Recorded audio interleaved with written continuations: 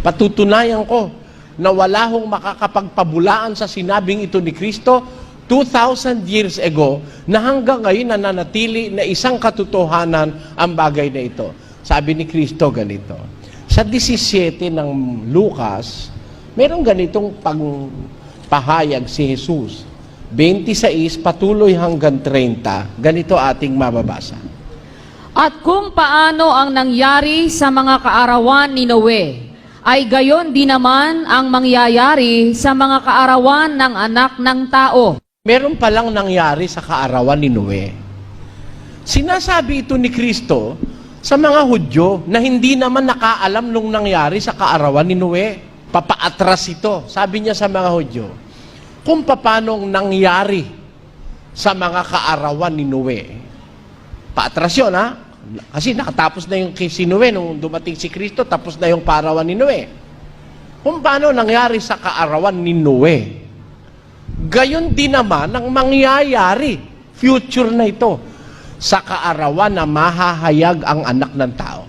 May nangyari pala sa mga kaarawan ni Noe na nakalipas na nung sinasabi yun ni Kristo, at yung nangyari na yun ang mangyayari rin sa kaarawang mahahayag si Kristo. Hinaharap naman yon. At miski tayo, hinaharap din natin yun dahil hindi pa naman nagpapakahayag si Kristo. Hindi pa siya bumabalik. Alin yun?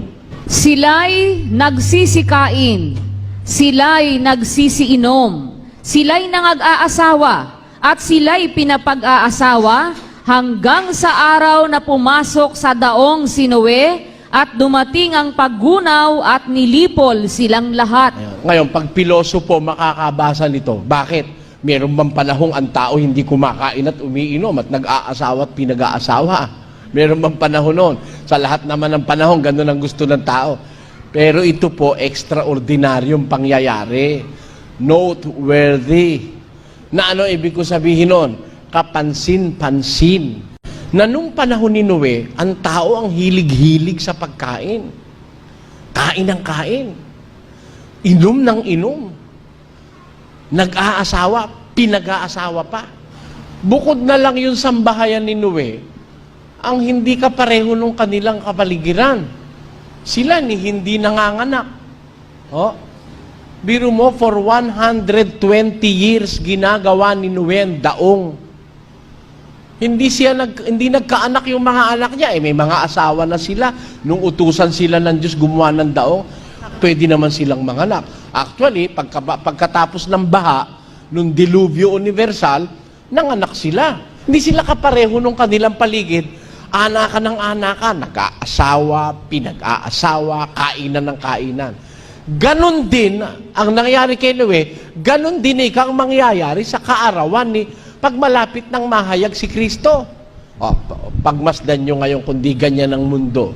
Ang hilig ng tao mag-asawa, kumain, uminom, nung panahon ni Noe. Yun din ang mangyayari sa kaarawang mahahayag ang ating Panginoong Hesukristo. Pakinggan nyo, itutuloy natin ang binabasa natin. Gayon din naman kung paano ang nangyari sa mga kaarawan ni Lot. Sila'y nagsisikain, sila'y nagsisiinom, sila'y nagsisibili, sila'y nangagbibili, sila'y nangagtatanim, sila'y nangagtatayo ng bahay. Yan ang abalang-abala ang tao dyan sa panahon ni Lot. Kung kailan susunugin na ng Diyos ang Sodom at Gomora, ang mga tao naman, tayo ng bahay. Umaagap sila. Ganun ang ginawa sa panahon ni Lot. Ng mga tao noon, nagtatanim. Pero, ano ibig sabihin? Tuloy. Datapwat ng araw na umalis sa Sodoma si Lot, ay umulan mula sa langit ng apoy at asupre, at nilipol silang lahat. Gayon din naman ang mangyayari sa araw na ang anak ng tao ay mahayag. Yun din ang mangyayari sa ating panahon. Sino nga yung siyentista? Makakatutol doon sa sinabi ni Kristo. Na yun ang nangyayari sa malapit na paghayag ng anak ng tao.